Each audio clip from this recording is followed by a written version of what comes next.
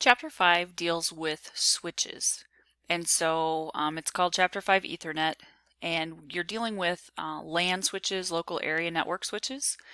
As you've read through the chapter, they talk about the MAC addresses or the media access control. We also know those addresses as physical addresses. We learned how to work with those through the command prompt. And so you can identify the physical address of your device. All devices have MAC addresses, so the switches that we work with have MAC addresses, as well as the routers that we work with have MAC addresses. And so when we are in looking through our virtual emulation software at what is on our switch, we're able to run commands to be able to see that information on our switch. I had you do the lab in Chapter 5 that I created just so I knew that you understood what a MAC address is and the three different formats that a MAC address can use to present itself. So when you run it in the command prompt, you're going to see it differently than how it's going to be displayed when you run a command on a switch. But I just wanted you to be aware of the three different ways that a MAC address might appear. When we're talking about switches, switches make decisions as to where data should go based on the MAC address table. That MAC address table is also referred to sometimes as the CAM table or the content addressable table, or I'm sorry, content addressable memory. And so typically in Cisco, we're always talking about MAC addresses and MAC address tables, but I just wanted you to be aware of the term CAM. So you have this activity called Switch It in the curriculum. About 3 or 4 slides before this, they break it apart and talk to you about how a switch handles the information. I would strongly suggest that you go back through those slides and read those slides. The video is very helpful if you watch that to be able to understand how a switch is going to handle the packets that it receives. You will have a worksheet to do based on this Switch It activity, so that's the reason for this video. And then also you're going to have what's called a quick quiz. So I'm just going to pull a problem and probably email it to you each individually so that you have different ones, and have you complete that and then return it back to me, or I may have you just upload it into the assignment link in my MTI. And then the other thing that we'll have left to do is the Chapter 5 test. So just kind of an overview. Switch, we're talking about basic switching. The Ethernet switch is at layer 2 when we're talking about the OSI model. It uses MAC addresses in order to make those forwarding decisions. And it has absolutely no idea of what protocol the data portion of the frame is using. So like if we're talking about an IPv4 packet, has no idea what protocols are in place for that. So the switch makes its decisions based solely on what is in that MAC address table, based on those addresses. So the first thing that has to happen is the MAC addresses have to be learned. So dynamically, a switch will build a MAC table because it will look at the source MAC address of the frames that are received on that port. The switch will forward the frames by searching for a match between the destination MAC and the entry in the MAC address table.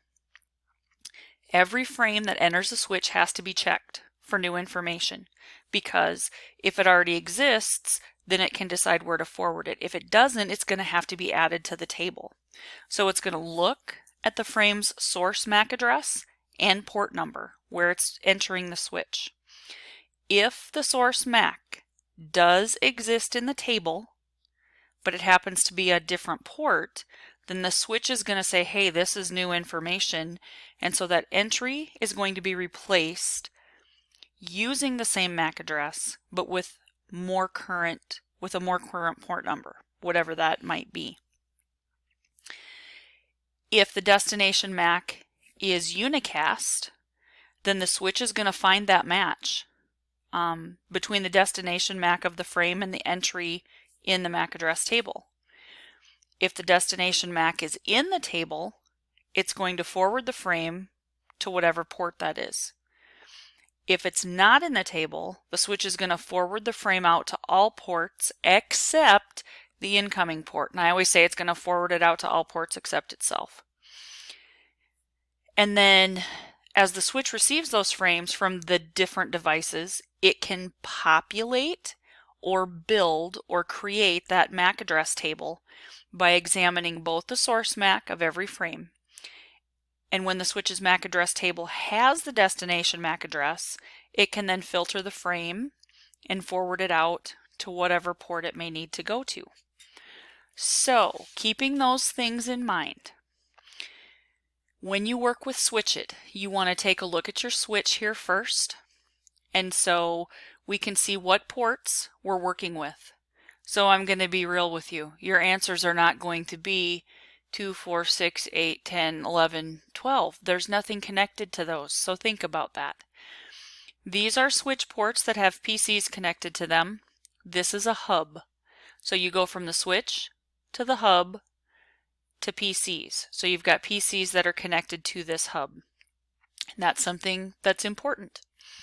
So let's take a look at our frame. In this particular example, we can see that we have the destination MAC. So the frame is going to port 7 or OD, 0D. It is coming from 0E. So it's coming from 0E, which is connected to a hub, which is then connected to port 9. So in this very first question, it says, where will the switch forward the frame? So we have to think about, okay, so it's originating from the hub that's connected to this switch port.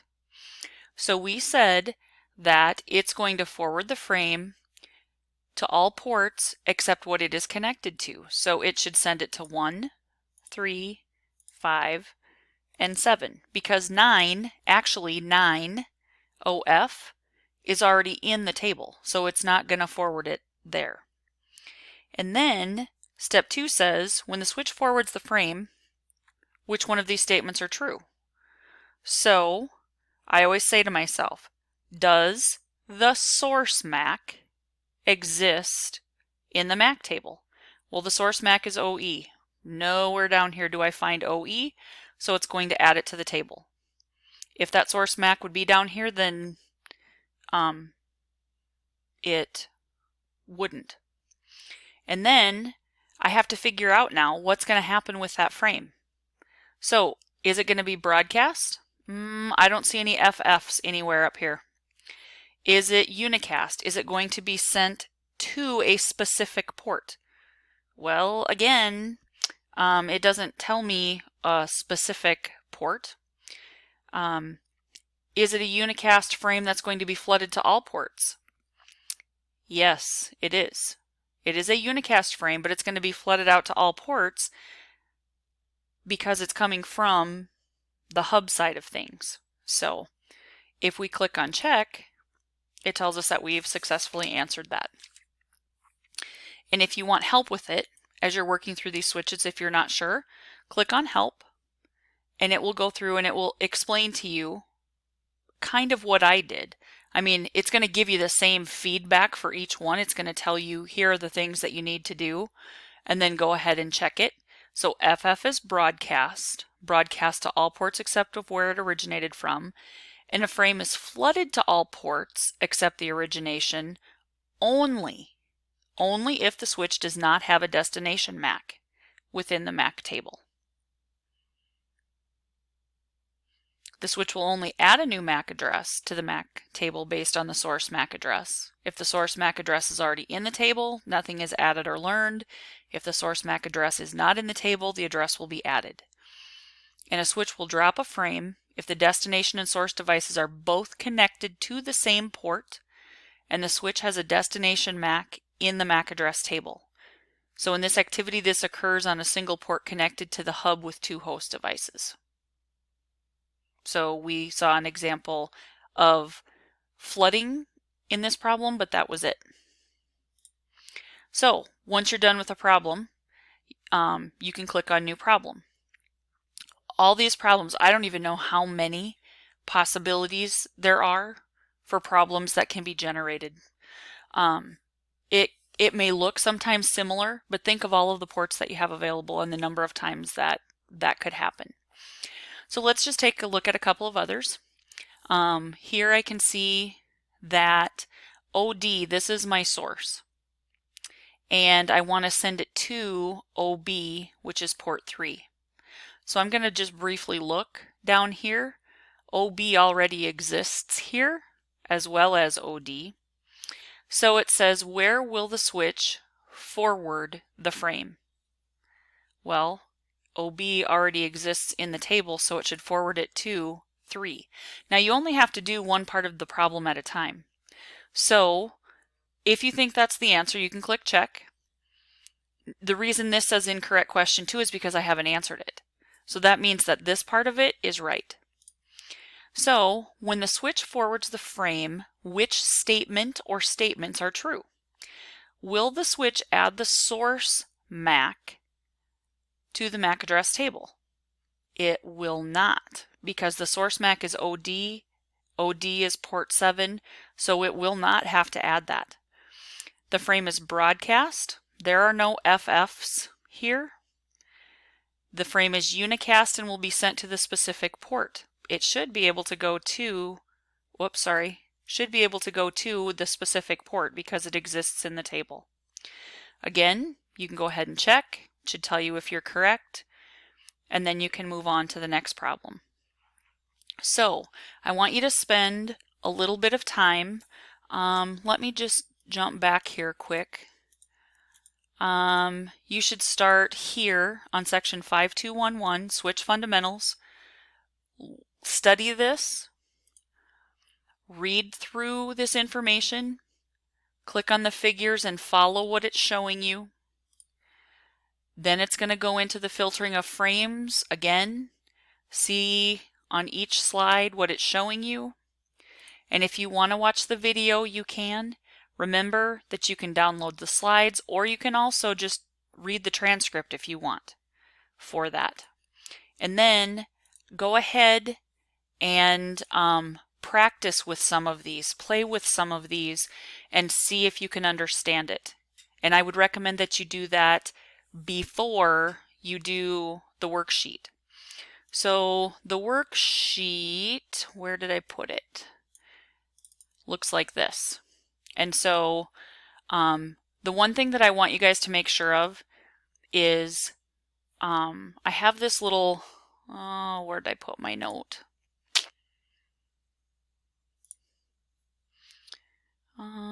Right here. I'll put this in the assignment too.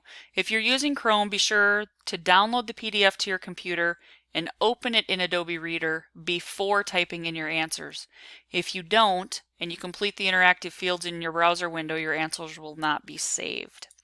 So go ahead, and I think there are 6 different ones on here.